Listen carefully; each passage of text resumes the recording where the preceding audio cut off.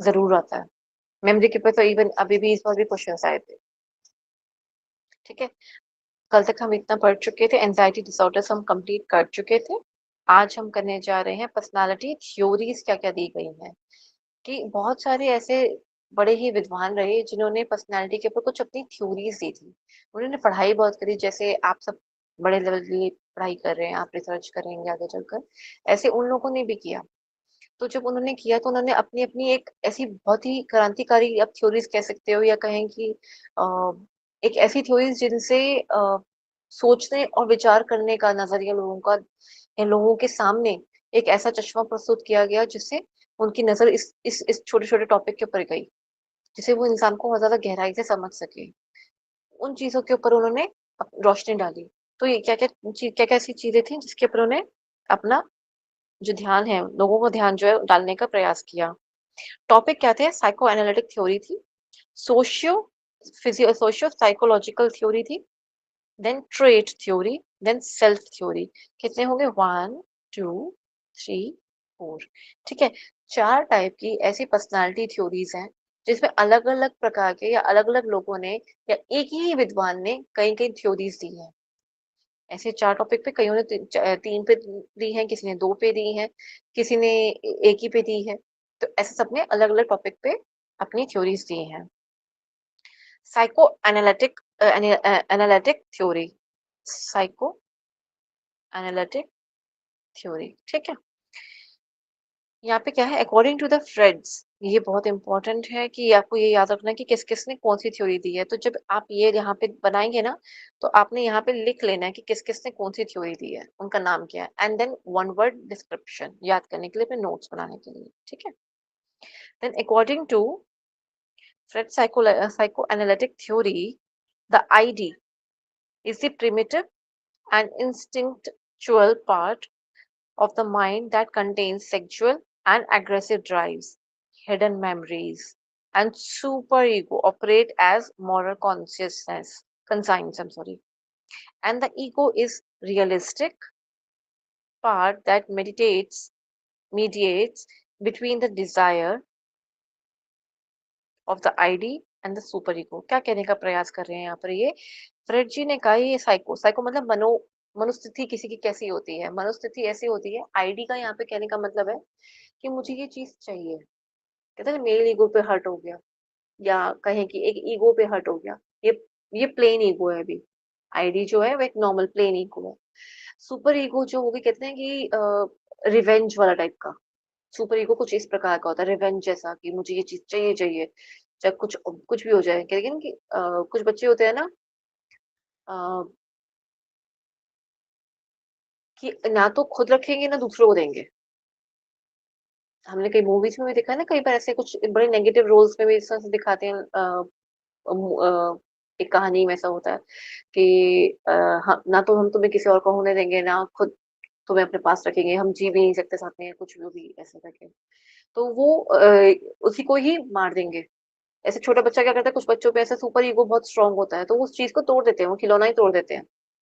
नहीं शेयर ही नहीं करना, तुम्हें नहीं देंगे, चाहे कुछ भी हो, मेरे काम का नहीं है ना, मैं तुम्हें नहीं दूँगी लेकिन, वो तोड़ देंगे उसको। इससे अच्छा तो हम जबकि हम क्या करते हैं कि ये चीज़ हमारे काम की नहीं है तो हम आगे पास ऑन कर देंगे या कहेंगे ठीक है आप खेल लीजिए इससे। लेकिन नहीं, वो उसको तोड़ देंगे कि नहीं ये मेरा है, चाहे काम का है या नहीं है पर ये मेरा है। तो जो सुपर ईगो है ना वो इस टाइप की होती है। तो जो आईडी है यानी कि जो प्लेन ईगो जो चल रही है उस प्लेन ईगो में क्या रहता है, ये एक प्रिमिटिव और इंस्टिंक्चुअल पार्ट है, मतलब मीन्स आपकी इंस्टिंक्ट्स कैसे किस तरह से बता रही हैं या किस तरह से आपका एक कहते हैं ना कि जनरल बिहेवियर जिसे कहते हैं कुछ इस प्रकार का रहता है और थोड़ा सा ज्यादा रहता है, तभी स्पेशली इसके अंदर आईडी या कहें कि अपनी बात कही गई है, इंसान की अपने खुद की अपने ईगो की बात कही गई है। हर एक में ईगो नहीं होता पर लेकिन जिसमें कोई थोड़ा ज्यादा कुछ ज्यादा हो जाए मतलब, तो उस केस में यहाँ बात उसके बारे में बात करी गई है। और जब वो थोड़ा ज़्यादा से बहुत ज़्यादा हो जाए, जैसे मैंने कहा ना कि मेरा खिलौना है, मैं खुद नहीं खेलूँगा या नहीं क खेलूँगी, लेकिन मैं इसको तोड़ दूँगी, किसी और को नहीं दूँगी। क्या ये ट्रेट सबके अंदर मिलता है देखने को? नहीं, ये बहुत कम देखने को मिलता है, बहुत ही कम। और ये बहुत ही ज़्यादा ये एक बीमारी की तरह है। ये अच्छा ट्रेट नहीं है, रिवेंज वाला टाइप का ज़्यादा रहता है। ऐसे लोगों में रिवेंज कम रहता है, ऐसे वालों में रिवेंज बहुत ज़्यादा रहता है। मैं बदला लेके रहूँगा, बदले की पा जो आग होती है, इनमें ज़्यादा होती है सुपर ईगो वालों में, ठीक है? बदले की आग से मतलब ऐसा नहीं कि खून वाली ये वैसे ये मर्डर तक पहुँच सकते हैं, इसमें कोई बड़ी बात नहीं है, ये पहुँच सकते हैं, बट ये वाले में चांसेस कम होते हैं। ये वाली इसमें तब्दील होगी तब जाके वो किलिंग या मर्डर की स्टेट पे जाएँगी, ठीक है? और फिर ऐसी जो होती है प्रिमिटिव और इंसेक्सुअल पार्ट होता है बॉडी का, ये मेंटली एक ब्रेन का ये एक ऐसा पार्ट है जहाँ पे क्या होता है, contain the sexual desires, aggressive drives, hidden memories, कुछ ऐसी पुरानी बातें, पुरानी यादें जो हम क्राइम पेट्रोल में देखते हैं ना, कुछ इस प्रकार की। ठीक है? तो इनके अपने कुछ अपने ड्राइव्स होती हैं। ड्राइव से कहने का मतलब यहाँ पे ये है कि उनके अंदर कुछ ऐसी उत्तेजनाएँ हैं, specially for the sexual behaviour, opposite gender भी हो सकता है और सेम जेंडर भी हो सकता है। जैसे हमारे गरुड़ पुराण में भी स्पेशली रेप के ऊपर अलग-अलग सज़ाएँ दी जाती थी। ठीक है? अगर आपने अपोज़िट जेंडर के साथ किसी ने रेप करा है, तो उसको 2 काँटों की दीवार के बीच में उसको पीस दिया जाता था। जाओ, चिपक जाओ। तुम्हें 2 काँटों की दीवार में डाल दिया, अगर अपोजिट जेंडर से अगर रेप करने का प्रयास किया। अगर सेम जेंडर के साथ करने का सॉरी सेम नहीं जानवर के साथ अगर करा है, तो उस जानवर के लिए तो उसको होता था गरम तेल में डाल दो। और दूसरा एक और क्या होता था कि कहीं भी ऐसी जगह जहाँ पे बहुत ज़्यादा जितना भी दुनिया जहान का आप कहें कि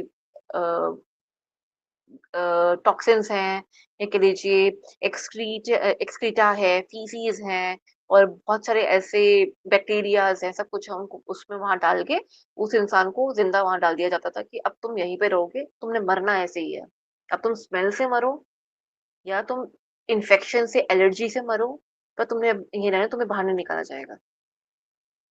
तो ऐसे लोगों के अंदर ये इस प्रकार की जो डिज़ायर्स होती हैं, कि जो सज़ा के पात्र होते हैं जिनका सज़ा का पात्र होता है जिनका, वो मैं उनकी बात कर रही हूँ, ठीक है? लेकिन ऐसे लोग ना ज़्यादा कहें कि rapist, they are the potential rapist but they are not the rapist basically, but they are the potential rapist.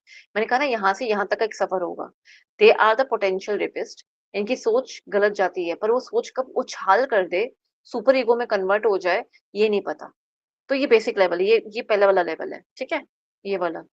कि अगर इसको कंट्रोल कर लिया, इसको सात्विक में ले आए, अगर इसी को सोच को अगर सात्विक में ले आए तो सब कुछ ठीक हो जाएगा। लेकिन अगर सोच को सात्विक में ना लेकर आए, राजसिक से सीधा ये ऊपर पहुँच जाएगा तामसिक में, और तामसिक में ऐसे ही कार्य होते हैं, ठीक है? Rape and murder and everything, चोरी और दूसरों को नुकसान पहुँचाना, चाहे वो मानसिक हानि हो या शारीरिक हानि हो, वो पहुँचाना।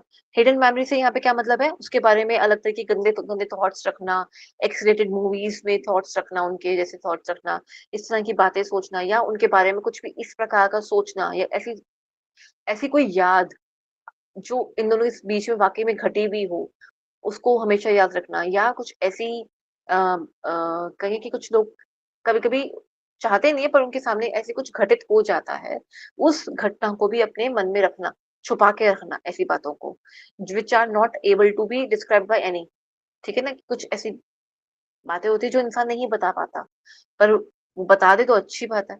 तो वो सात्विकता की ओर बढ़ने के चांसेस ज़्यादा हो जाते हैं। लेकिन अगर ऐसी कोई बात है, या कोई भी मैं कह रही हूँ अगर जैसे कि समझिए कि किसी इंसान ने कुछ ऐसी कोई गलत घटना होते हुए देखी, या गलत घटना होते हुए भी वो उसको समझ नहीं पाया, एनालाइज़ नहीं कर पाया कि ये हुआ क्या था, और उसने उस बात को अपने अंदर दबा के रखा। बड़े होते गए जब बात को मीनिंग समझ आ गया तब भी नहीं बताया, कि अच्छा ये मैंने जो देखा था वो कुछ इस प्रकार से था। अब वो कोई भी एक्टिविटी हो सकती है, कोई भी। It could be sexual activity, it could be anything, ठीक है? और वो जो इस प्रकार के जो कहेंगे कि पुरानी प्रताड़नाएँ हैं, या कोई ऐसी याददाश्त है, कोई ऐसी मेमोरी बसी हुई है अंदर ही अंदर, तो वो क्या करती है, वो धीरे-धीरे लेके जाती है सुपर ईगो की तरफ। ठीक है? अब इस सुपर ईगो से क्या होगा, आपका मॉरल कॉन्शियसनेस जो होगा, मॉरल कॉन्शियसनेस क्या होता है, सॉरी मॉरल मॉरल कंसाइंस जो होता है ना, आपके अंदर का कि ये मुझे ये काम नहीं करना। जैसे मैंने कहा था ना कि हर एक चोर को पता होता है कि चोरी नहीं करनी है। मैम मैडम आपकी आपकी आवाज़ वॉइस नहीं आ रही। क्लियर नहीं है।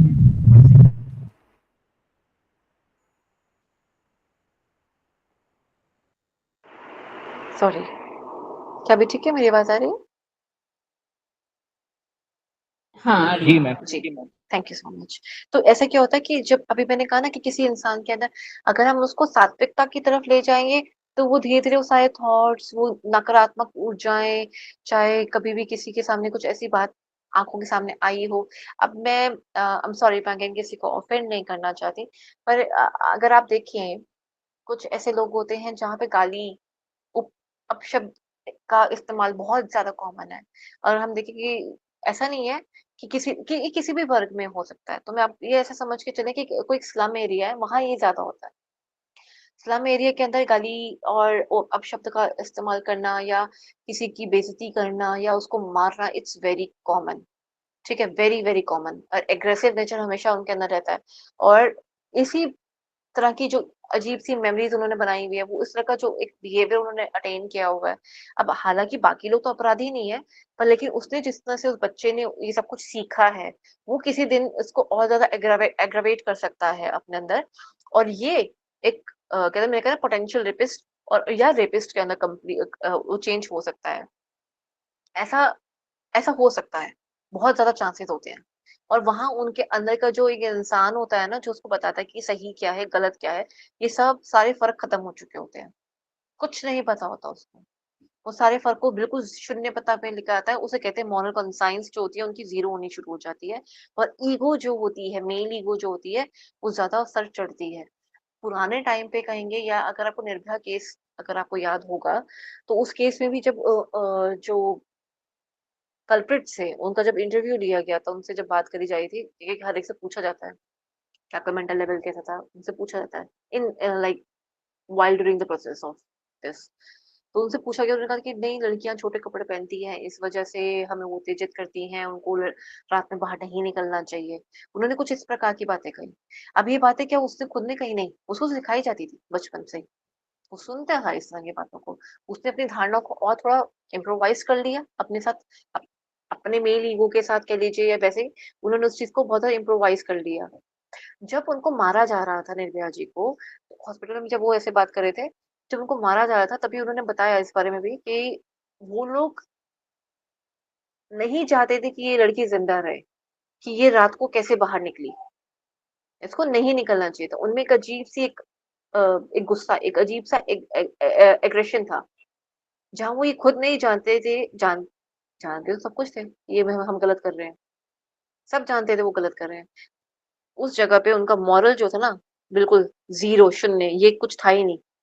ये सब खत्म हो चुका था और उनका सिर्फ़ सुपर ईगो ये, सिर्फ़ ये था, जागरूक था और वो भी इतने एक्सट्रीम लेवल पे जागरूक था कि वो ये एक तो उन्होंने गलत कार्य करा, उन्होंने रेप करा, लेकिन उसके बाद उस लड़की को भी ज़िंदा रहने का ना रहने का, ये डिसीज़न उन्होंने खुद लिया कि इसको इस प्रकार से मारो।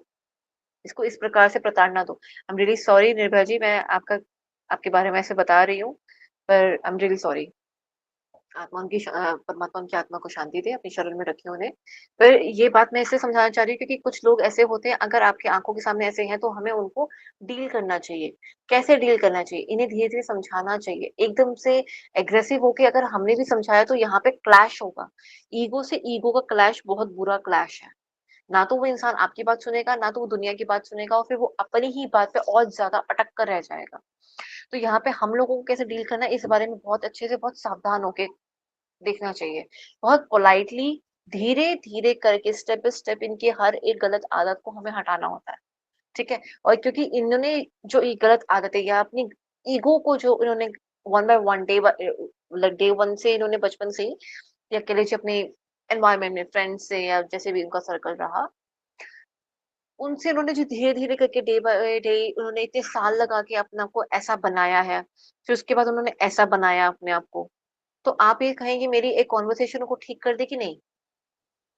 हमें भी वो बीमारी जो उनके अंदर जो पनप चुकी हुई है, जो उनका ईगो बन चुका है, ये जो ईगो है एक तरह की बीमारी है, क्योंकि बहुत सारे गलत काम करवाती है। तो ये जो बन चुका हुआ है इसको धीरे-धीरे कट कट डाउन करा जाता है, एक दिन से नहीं करा जाता, ठीक है? तो जो इनका जो एक अगर हम देखेंगे तो डिज़ायर्स जो होती है आईडी की, वही सुपर ईगो के बीच में उसका रास्ता बन के जाती है। जो मैंने कहा ना अगर ये पहले ये होगी, इसको सात्विकता तक के और लेके जाया जा सकता है। अगर ये सात्विकता की ओर नहीं गया, बढ़ गया, तो सीधा तामसिकता की ओर और सुपर ईगो में कन्वर्ट हो जाएगा। क्या या ये वाली बात क्लियर हो रही है? कि एक नॉर्मल इंसान है, उसमें ईगो आई, जो एक पोटेंशियल रेपिस्ट की तरफ उसको लेके जा रही है। देन अगर उसने अपने आप को अभी भी नॉर्मल नहीं करा, अभी भी क्लियर नहीं करा, अपने थॉट्स को क्लियर नहीं करा और ना ही उसे कोई और सुन रहा है, उसके जो ये जो लाइन है, जिस लाइन में वो जा रहा है चुपचाप से बिना किसी को बताए या संगति कुछ इस प्रकार की मिली, वो सब इस लाइन में जा रहे हैं, तो वो कभी इसके अंदर तामसिकता में कन्वर्ट हो जाएगा, नहीं पता चलेगा। ठीक है? चलें। द आईडी अनकॉन्शियसनेस, ठीक है? ये मतलब कि आप ये समझिए कि ये जो चीज़ इंसान खुद से क्रिएट नहीं कर रहा, लेकिन उसके अंदर कहीं न कहीं ये चीज़ है। मैंने कहा ना कि हर एक के अंदर थोड़ा-थोड़ा ईगो होता है, पर किसका ईगो ईगो किस लेवल पे किस तरफ जा रहा है और किस डायरेक्शन में जाके वो सुपर ईगो की तरफ चला जाएगा, वो हमें देखना ज़रूरी है, ठीक है? The ID is the only component of personality that is present from birth, ठीक है? ये तो बच्चों बच्चों के अंदर भी देखते हैं, बच्चों के अंदर भी होता है कि उनको अपनी चीज़ चाहिए। जैसे मैंने खिलौने की बात कही थी ना, कि ये खिलौना मेरा ही है, मेरा ही रहेगा, वो वाली बात है। तो ये तो बाय बर्थ है, उनके अंदर इनेट है, ठीक है? Store house of fulfilled desires, ये एक वो जगह है, ये वो एक कहें कि खज़ाना है, एक बक्सा है, जिसके अंदर इंसान के अपने खुद की जो उनकी इच्छाएँ हैं, जो पूरी नहीं हुई होती, वो होती हैं।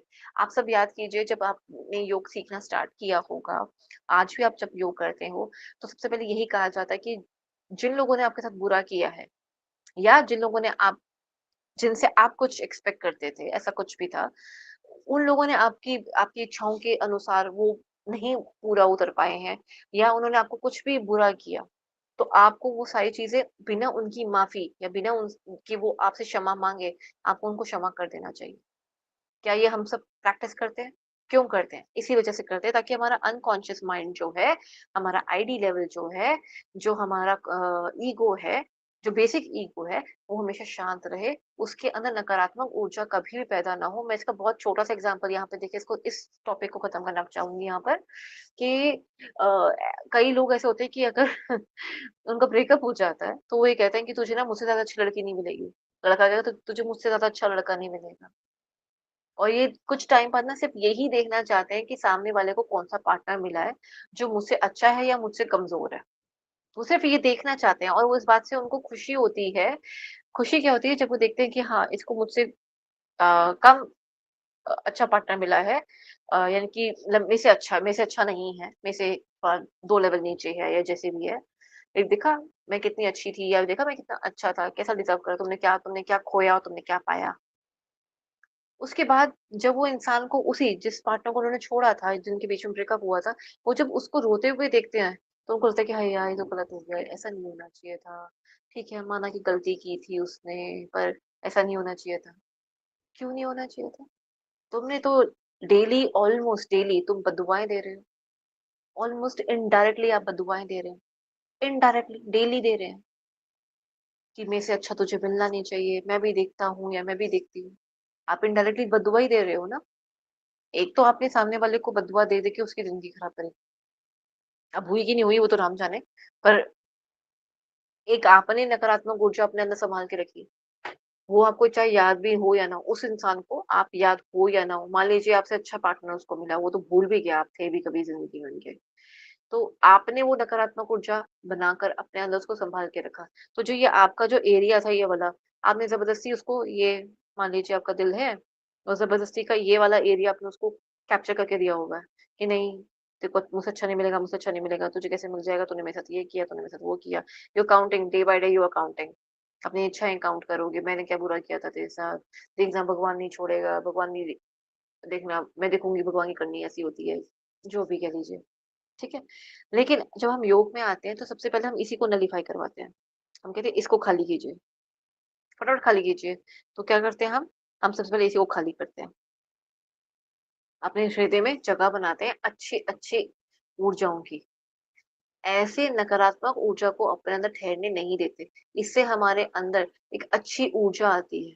हम लोगों के बारे में अच्छे दिल से और साफ दिल से और खुले दिल से उनको अपना पाते हैं। ठीक है? और ये बॉक्स जो बनता है ना हमारा आईडी का, आईडी से सुपर ईगो तक का ये कन्वर्ट नहीं होता, ठीक है? तो ये आईडी को ही खत्म कर देता है, सात्विकता की तरफ ले जाता है, इसलिए खाली हो जाता है, ठीक है? Libido energy means sexual energy, masturbation की एनर्जी जो होती है वो बढ़ती रहती है आईडी में, टुवर्ड्स इंक्रीजिंग ऑर्डर में चलती है ये, ठीक है? The id is given driven by the pleasurable principle. जहाँ अच्छा लगेगा, जहाँ खुशी मिलेगी ना, ये इंसान उस तरफ भागेगा। कहीं भी, कुछ भी हो, चाहे वो अपोज़िट जेंडर व सेम जेंडर में हो, गाली हो या ना हो, अ, सिर्फ़ बातों में हो या सिर्फ़ सोचने में हो या कहने में हो, बातों में हो, कहने में, या एक्सपीरियंस करने में हो, कुछ भी ऐसी चीज़ जो प्लेज़रेबल हो गई, यहाँ पे कुछ भी हो सकता है, वो खाने-पीने की चीज़ भी हो सकती है, सेक्सुअल डिज़ायर्स भी हो सकते हैं। सेक्सुअल डिज़ायर से थोड़ी बात जल्दी समझ आती है, इसलिए मैंने उसी को ही टॉपिक को थोड़ा-सा आगे लॉन्ग रन में रखा अभी, ठीक है? which strives for immediate gratification for of all desires, wants and needs। ऐसे इंसान को बस ये होता है कि हमें इनको बस ये होता है कि अभी थॉट आए, अभी के अभी मुझे रिलैक्सेशन चाहिए या मुझे अभी के अभी वो चीज़ चाहिए। जब ये अभी इस लेवल पे चल रही है, ठीक है? It starts from the breast feeding as well. तो जैसे कि मान लीजिए कइयों में होता है, जैसे कि ये एग्ज़ाम्पल दिया गया है यहाँ पर कि a mother always want to feed a baby, कि जैसे बच्चे ने रोया है, तो mother always wanted to feed a baby. वो कोई और काम कर ही नहीं सकती हैं उस वक़्त। माता कभी भी कोई और काम नहीं कर पाएँगी। उनका जो पूरा बॉडी है, उनका मेंटल लेवल जो है, इमोशनल लेवल अपने बच्चे की तरफ है, वो सबसे पहले वहीं दौड़ेगा। उनकी जो ये ईगो के साथ इन्होंने जोड़ने का प्रयास किया आईडी को, कौन-सी? आईडी को जोड़ने का प्रयास किया। खाने में ले आ जाते हैं हम। खाने में कोई चीज़ है, मुझे यही खाना है तो मतलब यही खाना है। वो कुछ और खाएँगे ही नहीं। मुझे आज राजमा-चावल खाने हैं तो राजमा-चावल खाने हैं। उनके मन में बैठ गया। कभी-कभी होता है ना कि यार मैं तो मूड इसका बनाया था, तुमने खाना ये बना दिया, स्वाद ही नहीं आ रहा। तो कभी-कभी ऐसा भी होता है। तो उस टाइम पे हमारा आईडी बहुत ऊपर रहता है और कुछ लोग क्या होते हैं, मन में तो था राजमा-चावल खाने हैं, ओह! बड़ा मन कर रहा है। लेकिन सामने जो कुछ भी आया, आपने उसको बहुत खुले दिल से उसको एक्सेप्ट करा कि ठीक है, आज नहीं बने, कभी और बन जाएँगे। जो बना है वो भी बहुत अच्छा है। तो बस संतुष्टि के साथ उस चीज़ को लेना शुरू करा। जिस चीज़ में भी है, जहाँ पे भी है, जैसी भी है, संतुष्टि ज़्यादा लानी शुरू कर दी। अपनी अपनी बॉडी को अपने कंट्रोल में लाने का प्रयास करना। ये सब कुछ सात्विकता की तरफ लेके जाता है, ठीक है? ईगो, ईगो किस प्रकार का है? अ, ईगो इस प्रकार का है जैसे कि प्री कॉन्शियसनेस की, जैसे कि ऐसे इंसान की जो पर्सनैलिटी होती है, वो थोड़ा-सा ना, ये कहें कि मुझे ये करना है, या आप ये कहेंगे जैसे कि आईडी में क्या होता है, आईडी में एक इनेट पावर होती है कि अपनी चीज को थोड़ा वापस ले लेना, थोड़ा कुछ इस प्रकार का। लेकिन जब ईगो की बात आती है तो उनको ये होता है कि नहीं ये मेरी है, मम्मा ये मेरा टॉय है, भैया दे नहीं रहे, कुछ इस टाइप का हो गया। ओके, फिर हो गया कि मेरी पेंसिल, इसकी पेंसिल थोड़ी अच्छी होनी चाहिए। हम थॉट प्रोसेस में भी ये चीज़ रखते हैं कि अपने कपड़े ये लड़कियों को एग्ज़ाम्पल देती हूँ यहाँ पर, कि लड़कियाँ क्या करती हैं, उनको होता है कि यार मेरी मेरी ड्रेसेस जो हो ना, या मेरा जो ड्रेसिंग सेंस हो ना, वो उस लड़की से ज़्यादा अच्छा हो। कुछ कहेंगे मेरा सबसे ज़्यादा अच्छा हो। कोई एक, कभी-कभी किसी ने एक ही कॉम्पिटिटर बनाया हुआ अपना, और किसी एक ने कभी-कभी, कुछ ऐसी लड़कियाँ हैं मतलब, उन्होंने कॉम्पिटिटर अपना किसी एक को नहीं बनाया, सभी को कॉम्पिटिटर बनाया। वो कभी भी घर से बाहर निकलेंगी तो हमेशा इसी प्रकार से तैयार होके निकलेंगी कि उनको कॉम्पीट ही ना कर सके कभी कोई। She is always on the top. मैं एग्ज़ाम्पल ले रही हूँ, please don't get offended again, ठीक है? तो यहाँ थोड़ा-सा ईगो हायर लेवल पे आ गया। पहले वो आपकी पर्सनैलिटी का एक पार्ट था जो कि थोड़ा पोलाइट था कहीं न कहीं, ठीक है? इन अ गुड वे था, खाना खा लिया तो ठीक है, मिल गया तो अच्छी बात है, थोड़ा आइडियल में चल रहा था। लेकिन अब जब वो थोड़ा-सा और हाई हो गया है, तो यहाँ क्या चल रहा है? अगेन सबका कनिष्ठ और अकनिष्ठ दोनों साइड है, ठीक है? The ego is personality component responsible for dealing with reality। ये सात्विकता, सॉरी, जो असलियत है, जो आज का मोमेंट है, जो हम आज का हम कह रहे हैं वर्तमान जो है, उसको लेकर ज़्यादा चलते हैं, ठीक है? एवरीवन हैज़ एन ईगो, जैसा मैंने बताया था अभी भी कि सबके अंदर पाया जाता है ये। The term ego sometimes used to describe your cohesive awareness of your personality, but personality and ego are not the same. Correct. ये बहुत इंपॉर्टेंट लाइन थी। कोहेसिव अवेयरनेस का मतलब क्या, ये एग्ज़ाम में नहीं आएगी पर लेकिन हाँ, इसको आप मार्क का ज़रूर करके रखिएगा कि ये एक तरह से जुड़े हुए तार होते हैं। धीरे-धीरे करके जुड़ते हुए तार होते हैं, पर्सनैलिटी बनाते हैं किसी भी इंसान की। पर जो ईगो है ना और पर्सनैलिटी ये थोड़ी दोनों ही अलग-अलग चीज़ें हैं। मतलब इंसान की पर्सनैलिटी जो होती है वो ईगो के बगैर भी देखी जा सकती है। ईगो उसका एक इंटीग्रल पार्ट है पर्सनैलिटी का, पर it's not overall the personality. Ego सिर्फ पर्सनैलिटी नहीं है, किसी की जो ईगो है क्योंकि वो कभी-कभी किसी सिर्फ एक इंसान को लेकर आ रही हो, किसी एक वर्ग को लेकर शायद तो ईगो हो, इस प्रकार से भी हो सकता है। कभी-कभी आई, कभी-कभी नहीं आई। ज़रूरी नहीं है ना कि ईगो हमेशा ऑल टाइम दिमाग में चढ़ा हुआ है ईगो। ये कहें कि हमेशा ही सवार है ईगो पे, ऐसा नहीं है ना। कभी-कभी किसी एक बात पे कभी-कभी ऐसा उछाल आती है या वो बात हमें ऐसी हिट हो जाती है कि उसकी ईगो जाग जाती है उसकी। तो वो ये ईगो जो होती है कभी-कभी जागने वाली चीज़ में होती है, हमेशा हर वक़्त सवार नहीं होती है आस-पास।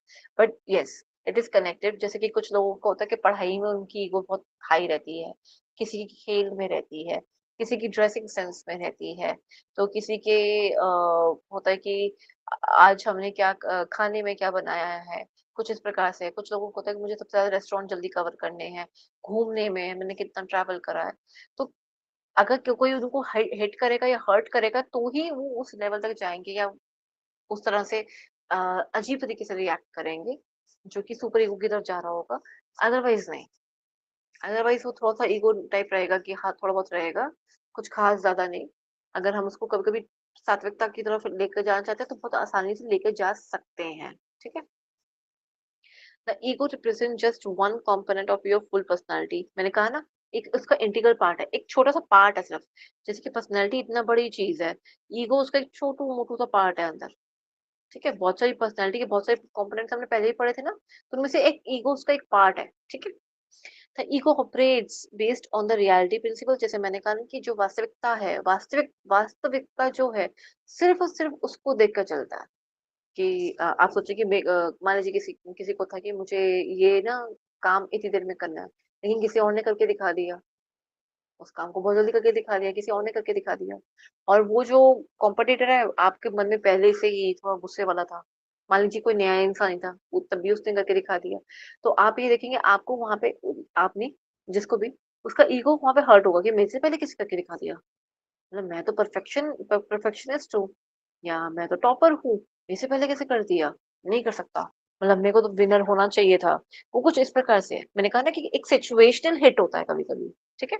लेकिन वो सिचुएशनल जो होगी वो होगी वास्तविक। मतलब वो रियलिटी में हुई घटित हुई होगी, सिर्फ मनगढ़ंत नहीं होगी, ठीक है? Which strives to satisfy ideas desire in realistic and social appropriate ways। जैसे कि इसके अंदर जैसे मैंने कहा ना कि इसमें किलिंग और रिवेंज, बदले की भावना ये सब नहीं होती। थोड़ा-सा रहेगा लेकिन इन अ हार्मोनियस वे। ये इंसान किसी को दुखी करने वाला, किसी और को हर्ट करने वाला नहीं होगा। ये वाला ईगो जो होता है, ठीक है? द सुपर ईगो अगेन ये बहुत बुरे वाला है। The last component of the personality to develop the superego. According to Fred, the super ego begins to emerge at around the age of 5। ये शुरुआत इसकी 5 साल की उम्र से देखने को मिलती है। कभी-कभी वहाँ सुपर ईगो देखने को मिलती है। The super ego holds internalized moral standards and ideals that we acquire from our parents and society, a sense of right and wrong। मतलब ये कह रहे हैं कि I'm sorry, ये कहना चाह रहे हैं कि सुपर ईगो जो होती है, वो हमारे अंदर से ही निकल कर आती है। वो कैसे निकल के आती है? किस प्रकार के संस्कार दिए गए हैं। जैसे कि मैंने आपको एग्ज़ाम्पल दिया था स्लम का, कि जहाँ पे एक बच्चा है जिसने सिर्फ़ उपशब्द ही या कहें अपशब्द ही सिर्फ़ सीखे हैं और गालियाँ सीखी हैं, डिसरिस्पेक्ट करना सीखा है, मारना सीखा है। तो वो किस प्रकार से है? उसको तो सही-गलत का सामना तो करना सिखाया नहीं, उसको तो ये वाली बातें सिखाई हैं। उनको तो ये कहा कि लड़की को मारना है, ये तो सही है, ये तो तुम अपनी ताकत का सही उपयोग कर रहे हो। तुम तो बिल्कुल सही कर रहे हो अगर तुम मर्द होके औरत पे हाथ उठाते हो। यही तो असली ताकत है आदमी की। तो वो जो बातें सिखाई जा रही हैं, ये कितनी गलत है, कितनी सही हैं। तो ये पीछे से या उनके एनवायरनमेंट से या उनके पेरेंट्स से उनको सीखने को मिल रहा है, ठीक है? कहते हैं ना कभी-कभी लड़ाई झगड़े में कि यही आपने सीखा, यही आपके संस्कार है, वो वाली बात आती है। सुपर ईगो में वो चीज़ देखने को मिलती है। The super ego provides guidelines for making judgments। Very true. Super ego जो होती है कि आपको सबसे ज़्यादा गुस्सा या सबसे ज़्यादा सामने वाले को आप जब किसी गुस्से में देख रहे हो, तो आपका बेस्ट जजमेंट या आप कहें कि ये आपको कहते हैं ना कि आपको इंसान से जितनी मर्ज़ी नफ़रत हो, अगर आप उसकी सही बातें और अच्छी बातें निकाल पा रहे हो, तो आपका सुपर ईगो जो है, कहीं न कहीं उसमें है। आप कहोगे नहीं यार ये तो गलत बात है, ये इसकी सही बात थी। आपके अंदर वो जजमेंट पावर तब भी रहेगी। किसी भी इंसान की ना वो जजमेंट पावर तो तब भी रहेगी। आप जितना मर्ज़ी उस इंसान से नफ़रत कर लो, दूर रहो, लेकिन आप ये बात को हमेशा एक्सेप्ट कर पाएँगे या वो इंसान हमेशा उस बात को एक्सेप्ट कर पाएगा कि सामने वाले में ये अच्छाइयाँ हैं। और जजमेंट्स उस प्रकार से फिर न्यूट्रल होके जजमेंट पास करी जा सकती है। वो नहीं जहाँ पे एक तरफ़ा बात रखी जाए, वैसे नहीं। वो दोनों तरफ़े में न्यूट्रल होके समता का भाव रखकर फिर वो जजमेंट पास कर सकते हैं कि हाँ, इसके अंदर ये बात बिल्कुल करेक्ट है, ये बिल्कुल इसके अंदर ये चीज़ अच्छी है या ये वाली बात बुरी है। Super ego has two parts. Conscience include information about things that are viewed as by bad by parents and society. These behavior are often forbidden and lead to bad consequences, punishments और feeling of guilt and remorse. जैसे कि अगर हम देखेंगे conscience के again जो हमारा guilt है, जो हमारे अंदर की अंतरात्मा है, उसके अंदर जो सुपर ईगो के 2 पार्ट हैं। तो पहला वाला पार्ट पढ़ रही हूँ।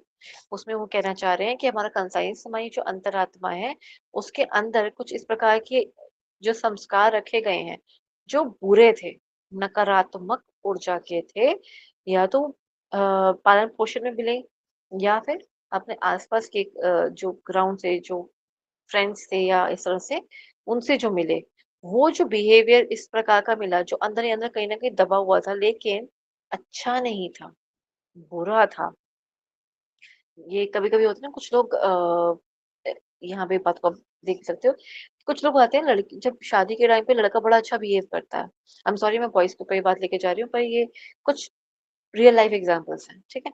तो वो शादी के टाइम पे तो लड़का बड़ा अच्छा बिहेव करेगा, बड़े अच्छे से मान-सम्मान सबको और लड़कियों की इज़्ज़त। शादी के तुरंत बाद देखेंगे कि वो मारते हैं वाइफ़ को। जो बाद में देखने को मिल रहा है ना इम्प्रेशन बेस्ड हर वक़्त नहीं इंसान मार रहा होता। लेकिन शादी हुई तो तब वो मार रहा है। उससे पहले तो उसने कभी ऐसे मारते हुए, कभी हाथ उठाते हुए कभी सुना भी नहीं उन लोगों ने। आस-पास किसी फ्रेंड ने या किसी ने भी कभी सुना। तो बाद में लेकिन वो मारते हैं। बाद में पता चला। तो वो जो आदतें हैं वो कुछ छुपी हुई आदतें हैं और वो अच्छी आदतें नहीं है। जहाँ पे उनको सिखाया गया है ना कि मर्द की ताकत जो है इस प्रकार की होनी चाहिए, कुछ इस प्रकार से। ठीक है? और ऐसे और ऐसे लोग जो होते हैं पनिशमेंट्स या उनके अंदर एक गिल्ट और रिमोर्स यानी कि वो बदले वाली भावना ये सब कुछ उनके अंदर होता है। ठीक है? ये हो गया 1 second the ego ideally includes rules and standards for behavior that the ego aspires to इनके अपने ही कुछ रूल्स एंड रेगुलेशन होते हैं ये कुछ अपने ही स्टैंडर्ड्स होते हैं कि इस बात को बोल दिया तो भाई ये बात बर्दाश्त नहीं है ये वाली बात बर्दाश्त है कुछ इस प्रकार से इनके अपने ही रूल्स होते हैं हर इंसान के कह लो या हर इगोइस्टिक इंसान के अपने अपने कुछ मायने या अपने अपने दायरे होते हैं सुपर ईगो जो होती है वो tries to perfect and civilize our behavior. It suppress all the ID's unacceptable urges and the struggles to make the ego act upon idealistic standards rather than on realistic principles. Super ego is present in conscious, preconscious and unconsciousness. ठीक है तो ये जो है हमारा कि जितने भी जितनी भी चीजें ऐसी हैं जिनको हमें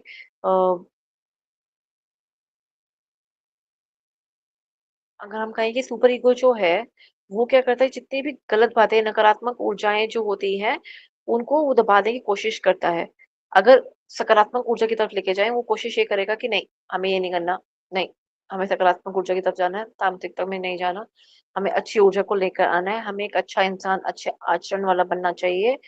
तो वो इस प्रकार की तरफ थोड़ी-थोड़ी कोशिश करता लाने की। लेकिन अगर नहीं ला पाए या नहीं प्रिंसिपल ऐसी बन पाए, तो ऐसे इंसान को मतलब दुखी की तरफ या कहें कि गलत राह की तरफ जाने का उसका ज़्यादा स्रोत बनना शुरू हो जाता है। ठीक है? आप सुपर ईगो में 2 बातें भी कह सकते हैं। जैसे कि अभी हमने समझा, एक हो गया तामसिकता की तरफ, एक हो गया सात्विकता की तरफ। ठीक है? यहाँ आई थी आईडी, देन आया हमारा ईगो, देन आया सुपर ईगो। सुपर ईगो में सात्विकता और तामसिकता है। जो मेजर कंपोनेंट काम करेगा वो सात्विकता का काम करेगा, ठीक है। जो major component means by default, major नहीं बाय डिफॉल्ट, ठीक है। लेकिन अगर यहीं से ही शुरुआत गलत आचरणों की हुई हुई है, तो जो सुपर ईगो है पहले तो एक बार के लिए बता देगा कि ये कार्य गलत हो रहा है, ठीक है।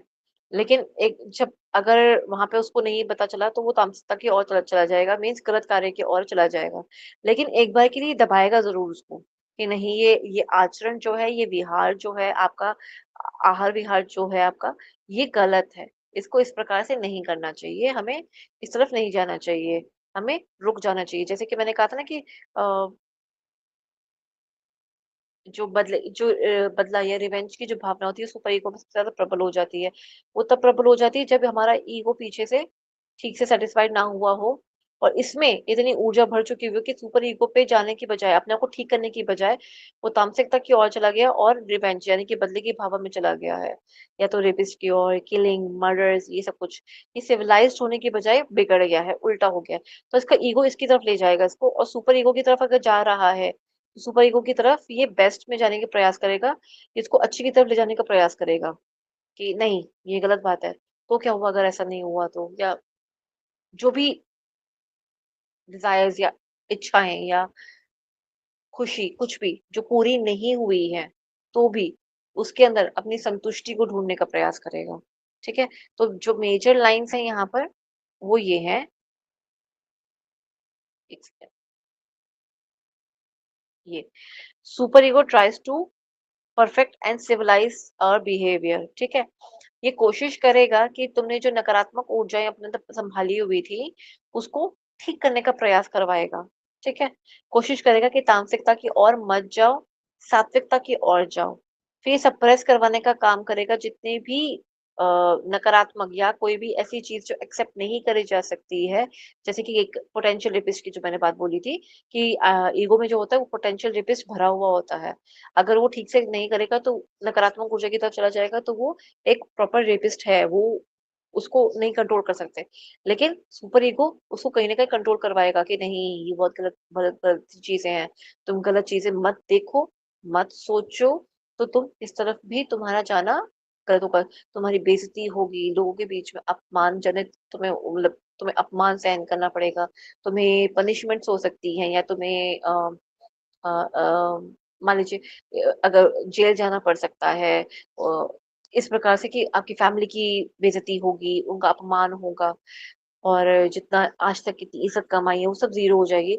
तो ये सुपर ईगो कहीं ना कहीं यहाँ पे पीछे से बैक एंड पे काम करता है कि नहीं नहीं नहीं, ये नहीं करना, ठीक है। ये बहुत हायर लेवल पे काम करता है, ठीक है। बहुत हाई लेवल पे कहने का मतलब ये है कि हर वक्त काम कर रहा होता है। क्यों? क्योंकि कॉन्शियस भी लेवल पे काम करता है, प्री कॉन्शियस पे भी करता है, और अनकॉन्शियस। मतलब क्या है? कॉन्शियस वो जो इस टाइम पे वर्तमान में चल रहा है, जो इस टाइम पे आप लोग कर रहे हो। प्री कॉन्शियसनेस जो थोड़ा सा इसके बाहर का है, जिसका थोड़ा सा आप कहते हैं ना कि हाँ, हमें थोड़ी जागरूकता है इसके बारे में, पता है हमें। अनकॉन्शियसनेस के अंदर वो चीजें आ जाती हैं जहाँ हमारा बिल्डअप बाय बर्थ, या कह लीजिए एक कहते हैं ना कि ह्यूमन नेचर के अंदर है। ह्यूमन नेचर वाली बात जो आ जाती है, वो अनकॉन्शियसनेस के अंदर आती है। ये वाली जो होती है, ये हमारी सीखी सिखाई होती है। पुराने संस्कार, नए संस्कार मिलाकर, पुराने संस्कार बेसिकली वो मिले हुए होते हैं। और जो कॉन्शियसनेस होती है वो अभी के संस्कार कह सकते हो, और जस्ट अभी इमीडिएट संस्कार जो हमें मिले होते हैं वो, ठीक है। देन आगे फ्रेंड्स की साइको एनालिटिक थ्योरी।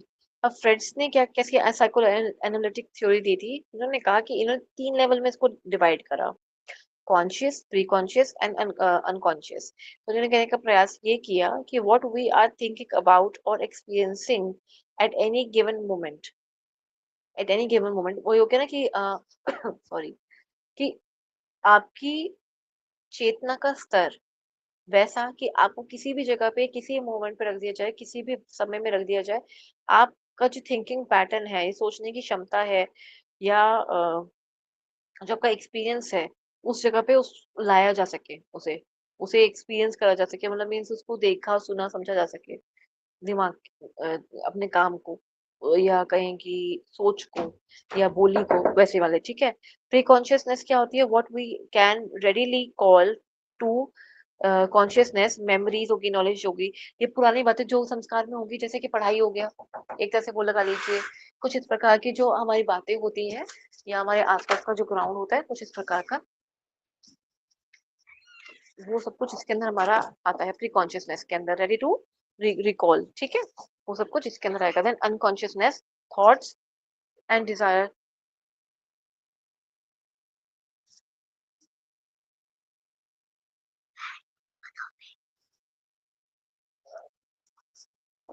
unconsciousness हुआ thoughts, desires and impulses of which we are not aware. This is largest level of consciousness.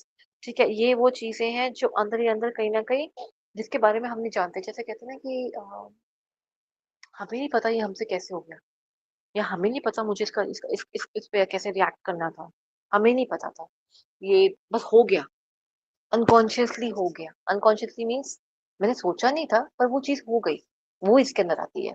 जैसे किसी पे कोई जवाब दे देना, हाथ उठा देना। अभी हाथ उठाना इन नेगेटिव भी हो सकता है, इन बैड भी हो सकता है। किसी चोर ने अगर एक्ट करा और उस पे आपने कैसे उस पे रिएक्ट करा, अपने बचाव में, अपने डिफेंस में, वो तो अच्छा है ना, वो बुरा नहीं है। लेकिन कहीं पे अगर कोई गलत कार्य कर रहा है, कोई आपने किसी और को देखा कि उसकी बैग में से कोई चोरी कर रहा है और आपने फटाफट से वहां पे रिएक्ट करा, वो एक चीज हो गई। ठीक है, ये जो चीजें हैं वो अनकॉन्शियस माइंड में ज्यादा होती है, इसलिए हम बचपन से जो अच्छे अच्छे थॉट्स को हम कैटर करते आते हैं, सीखते आते हैं, हमारे अंदर डाले जाते हैं, लड़ना सिखाया जाता है, ये बोलना सिखाया जाता है, वो जो सब कुछ सीखा जाता है वो हमारे अनकॉन्शियस माइंड के अंदर कहीं ना कहीं स्टोर हो रहा होता है। बचपन वाली चीजें याद उस वक्त नहीं आएगी, लेकिन हमारे हाथ, हमारे पैर, वो ना कर्म इंद्रियों में अचानक से आ जाएगा। कर्म इंद्रियों में वो चीज अचानक से वो चीज देखने को मिलेगी। तो ये चीजें किस में आएगी, अनकॉन्शियसनेस के अंदर आएगी। ठीक है, Hippocrates type theory of personality, ये क्या कहना चाहते थे? टाइम देख लो, टाइम हो गया है शायद, मैम। इसको कल कल कर ले इसको। जी मैम। ठीक है, अभी तक का जो था क्या वो आप सबको क्लियर हो गया? क्योंकि सुपर ईगो, ईगो के ऊपर भी क्वेश्चन आए हुए हैं। ID, ego, super ego,